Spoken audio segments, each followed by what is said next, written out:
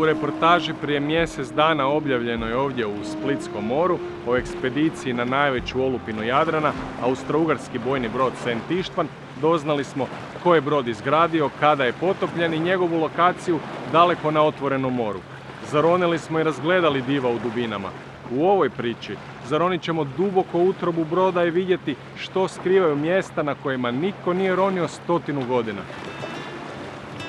U lov na potopljeno blago iz ronilačke baze na Lošinju s druženim snagama krenuli su ronioci specijalne policije i ronilački tim Dražena Goričkog, dopunjen iskusnom međunarodnom posadom. U 2 tjedna koliko je trajala ekspedicija, njihove su podvodne aktivnosti budno pratili ronioci Hrvatskog restauratorskog zavoda, jer ovaj je podvodni gorostas spomenička kulturna baština i na njemu je moguće roniti samo uz posebne dozvole. Fenomenalno. To je bez riječi. Treba vidjeti. Tako nešto pod vodom vidjeti, to se, mislim, jedan put u životu viđa.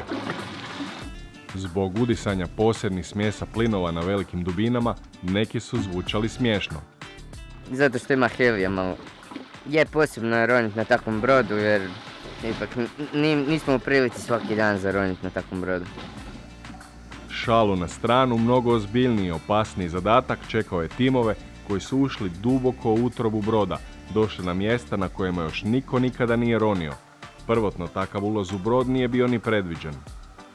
Zaista nije bio plan, niti je bilo moguće ući u unutrašnjost broda, to su prijašnje ekspedicije pokušavale bezuspješno, međutim prilikom pregleda samog trupa broda kod prvih krmenih topova uočili smo neke predmete koji nisu prije bili tu. Zaključili smo da su oni morali pasti iz unutrašnjosti broda, tako da smo se popeli gore i ugledali smo jednu gredu koja je probila palubu broda i napravila otvor veličine da se može ronioc provući tu. Kroz tu rupu na palubi nama je zapravo omogućen relativno jednostavan ulazak u taj dio broda koji do sada nije bio dokumentiran. Tada smo odlučili da ipak se penetrira u taj dio broda i zabilježi njegovo raspadanje iznutra i evidentno je da zapravo brod pomalo, ali sigurno propada. Unutrašnjost broda, poput vremenske kapsule zapečaćene prije 100 godina, skrivala je bogatstvo.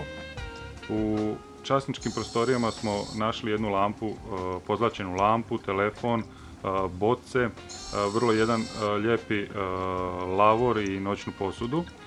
Iza tih prostorija smo ušli u prostor gdje je kuhinja, tu smo našli srebrne vilice i žlice i također nekoliko tanjura. Snimili smo kompletnu unutrašnjost, primijetili smo dosta ukrasa, lampi i još dodatno određenih predmeta koji nismo točno znali o čemu se radi, koje ćemo pokušati prepoznati po fotografijama i videom koje smo snimili. Pronađeni predmeti nadopunit će postojeću zbirku artefakata sa Sent Ištvana izloženu u muzeju u Puli, no od očiju javnosti dijele ih još godine restauracije. Oni su pažljivo, dakle, izvađeni, stavljeni su u mrežice te izvađeni van na površinu. Prilikom vađenja trebalo biti oprezni, naravno, niti da se zamuti, da se ne digne mulj, niti da se predmeti oštete. Po vađenju oni su odmah bili stavljeni u slatku vodu kako se ne bi osušili i došlo do kristalizacije soli, a kada smo se vratili u našu bazu, tada su predmeti pojedinačno naravno fotografirani, dobili su svoje inventarne brojeve i kompletnu signaturu sa opisom, sa mjestom pronalaska i dubinom, već onako kako zapravo arheološka dokumentacija i nalaže. Izvađeni predmeti kulturna su baština koja govori o načinu života na brodovima tog doba. No nas je zanimalo pravo blago, spomenuto na početku naše priče. Radi se o srebrnoj plaketi Sent Ištvana. Pokušali smo nju locirati, međutim ona se nije nalazila na mjestima na koja smo pretpostavili da bi mogla biti.